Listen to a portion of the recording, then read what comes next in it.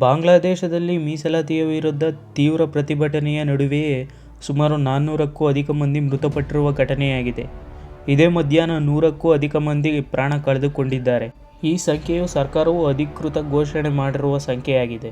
ಆದರೆ ವರದಿಗಳ ಪ್ರಕಾರ ಸುಮಾರು 2000ಕ್ಕೂ ಹೆಚ್ಚು ಮಂದಿ ಮೃತಪಟ್ಟಿದ್ದಾರೆ ಎನ್ನಲಾಗಿದೆ. ಈ ಬೆಳವಣಿಗೆಯ ನಡುವೆಯೇ ಬಾಂಗ್ಲಾದ ಪ್ರಧಾನಿ ಶೇಖ್ ಹಸೀನಾ ತಮ್ಮ ಪ್ರಧಾನಿ ಸ್ಥಾನಕ್ಕೆ ರಾಜೀನಾಮೆ ನೀಡಿದ್ದಾರೆ.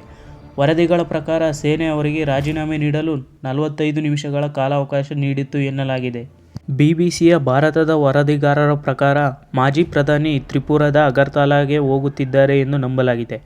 ಆದರೆ ಈ ಮಾಹಿತಿ ಅಧಿಕೃತವಾಗಿ ದೃಢೀಕರಿಸಲ್ಪಟ್ಟಿಲ್ಲ. ಪ್ರತಿಭಟನಾಕಾರರು ಮೊದಲು ಢಾಕಾದಲ್ಲಿ ಅವರ ನಿವಾಸವನ್ನು ಮುತ್ತಿಗೆ ಹಾಕಿದ್ದರು.